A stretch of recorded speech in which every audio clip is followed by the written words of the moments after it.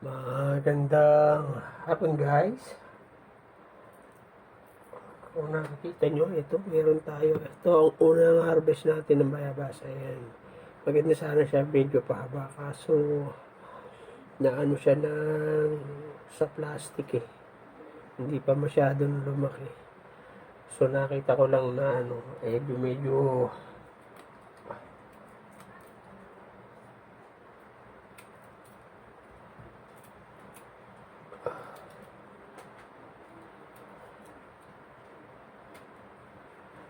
pangit yung paglaki niya. Pero, ano na siya,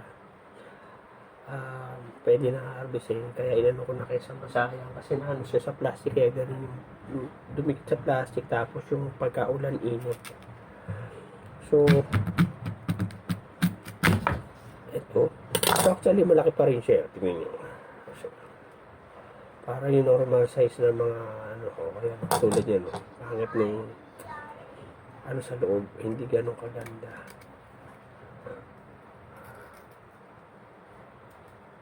Tanggalin natin yung may sira.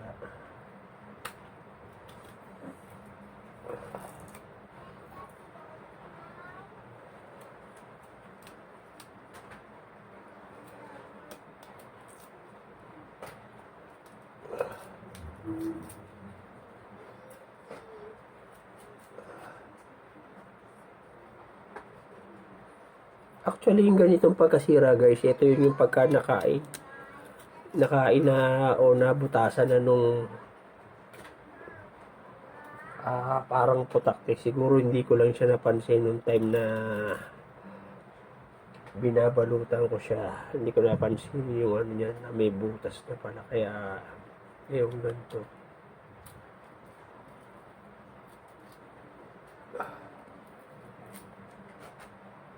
Ayan, sira. Tanggalin natin.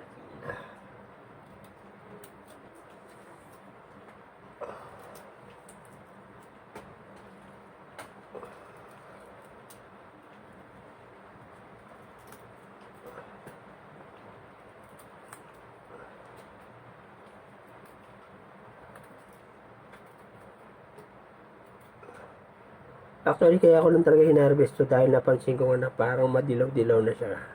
Na ano, kaya kinuha ko na siya. Pero kung tutusin talaga, hindi pa nila panahon yun para i-harvest sila. Kasi alanganin pa yung size nila. Pero since, ano, so, tikman natin kung pero ay naririnig nyo yung sa background yung malutong libasa nga kasi bagong pilis. Pero try din natin, titikman lang natin tapos itong bibigay natin doon kay Mudra kasi nanonood siya ng TV doon sa labas.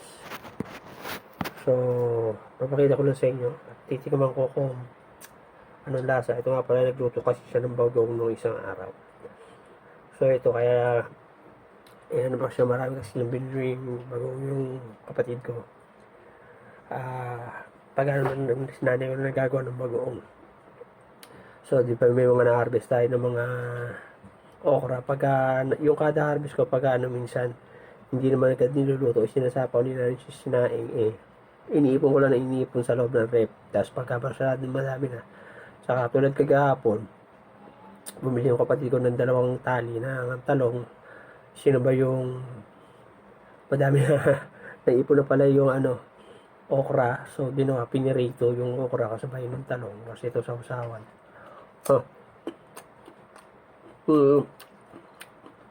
Okay yung gulang na. Pero medyo siguro yung paring ano lang kasi sa may hirap. Hindi ganun katamis, medyo may konting pait ako nalasa.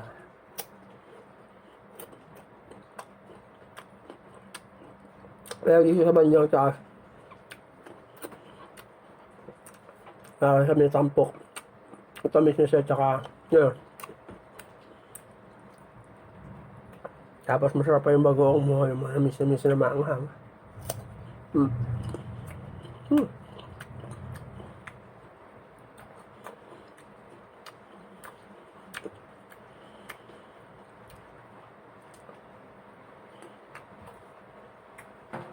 Ano guys? O kaya rin yung yung na-harvest natin na isang piraso. So, mga pa siguro mga katapusan. Yung mga first week ng November may mag-start na tayo mag-ani dun sa Ang dami na nga pwedeng balutan kasi sinlalaki na sila nung regular size na itlog ng manok. Ang problema kasi hindi ko siya basta babalutan ng yung lahat. Dapat yung ang gagamitin na hagdan, yun na po-fold.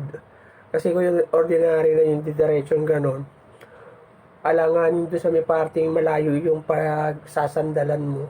Hindi mo rin siya makukuha yung pag inano mo yung sanga, hawakan mo yung sanga, paano mo siya mababaluta kung nakahawa ka doon sa sanga, hindi mo maibabuhol ng ayos yung plastic. So, mahirap. Kaya sayang, ang dami na nung ron na. So, at the same time, wala tayo. Ginagamit ko lang mga kasing pambalot doon, yung mga extra mga pambalot na ganito. Yung nabibili pagka bumibili ka sa labas. Hininitira kayo na nanay niya na pumili ka na para lang gagamitin pambalot. Hindi naman. Kasi yung pag may marami namang stock na yung pinangbili natin, bigas ng tigi 1 kilo, pagka mga 5 mo sila, noon-unti ko itong binabalutan kaya nakakadami. Pero ngayon marami pa na rin naman yung balutan. Siguro mga more than 100 pieces yung pagka naghinugan yun. So ito lang yung una natin na harvest. So ayan, makagain naman siya goods. Ayan, malutong siya. So bigyan naman natin ito kay Mudra para ma-enjoy niya. So maraming salamat guys. Thank you for watching. God bless at happy eating.